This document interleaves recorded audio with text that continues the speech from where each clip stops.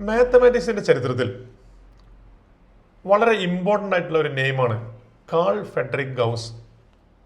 അദ്ദേഹത്തെ പറ്റി ഒരുപാട് കാര്യങ്ങൾ നമുക്കറിയാം.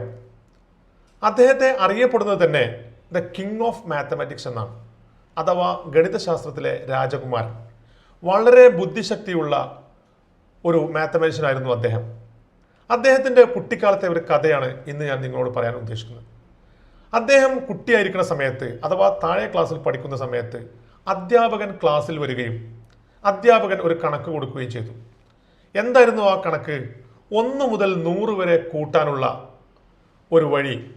അപ്പോൾ കുട്ടികൾക്ക് 1 മുതൽ 100 വരെ ആഡ് ചെയ്യാൻ പറഞ്ഞുകൊണ്ട് അധ്യാപകൻ അവിടെ ഇരുന്നു കൊണ്ട് ഓരോ ജോലി ചെയ്യുകയായിരുന്നു.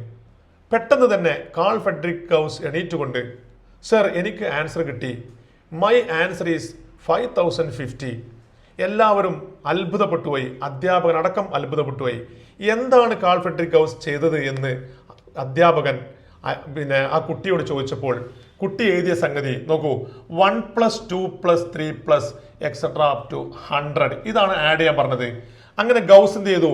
ആദ്യം ഇങ്ങനെ എഴുതി. പിന്നീട് ഗൗസ് 100 + 99 + 98 + എക്സെട്രാ അങ്ങനെ 1 എഴുതി. ആദ്യം അസെൻഡിങ് ഓർഡറിലും തുടർന്ന് ഡിസെൻഡിങ് ഓർഡറിലും എഴുതിയിട്ട് ഇത് രണ്ടും കൂടെ ആഡ് ചെയ്തപ്പോൾ 101 101 101 അഥവാ 100 വണ്ണുകൾ, ഇങ്ങനെ ലാസ്റ്റ് വരെ 100 വന്നുകൾ. അപ്പോൾ ഈ 100 വന്നുകൾ എത്ര പ്രാവശ്യം കൂട്ടിയിട്ടുണ്ട്?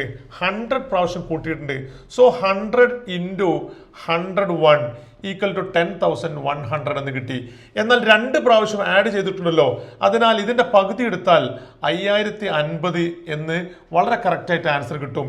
ഇതിൽ നിന്നാണ് പിന്നീട് പിൽക്കാലത്ത് നമുക്ക് അരിത്മെറ്റിക് പ്രോഗ്രഷന്റെ സമ്മ് കണ്ടുപിടിക്കാനുള്ള ഫോർമുല ഡെറൈവ് ചെയ്ത്, അഥവാ n/2 × first term plus last term.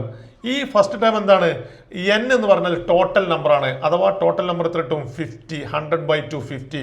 ഈ 50 × t1 + t എന്ന് പറഞ്ഞാൽ 100 + 1 101. ആ 101ഉം 50യും മൾട്ടിപ്ലൈ ചെയ്യുമ്പോഴാണ് 5050 അഥവാ 5050 എന്നുള്ള ആൻസറിലേക്ക് എത്തിയത്. വളരെ ചെറുപ്പത്തിൽ തന്നെ ഇത്തരത്തിലുള്ള അരിത്മെറ്റിക് സീക്വൻസ് കണ്ടെത്തി ലോക പ്രശസ്തനായിട്ടുള്ള ഒരു ശാസ്ത്രജ്ഞനാണ് കാൾ ഫെഡറിക് ഗൗസ്. അദ്ദേഹത്തെ ഒരിക്കലും തന്നെ മാത്തമാറ്റിക്സിൽ നിന്ന് നമുക്ക് വിസ്മരിക്കാൻ കഴിയില്ല. അത്രയും ലെജൻഡായിട്ടുള്ള ഒരു മാത്തമാറ്റീഷ്യനാണ് കാൾ ഫെഡറിക് ഗൗസ്.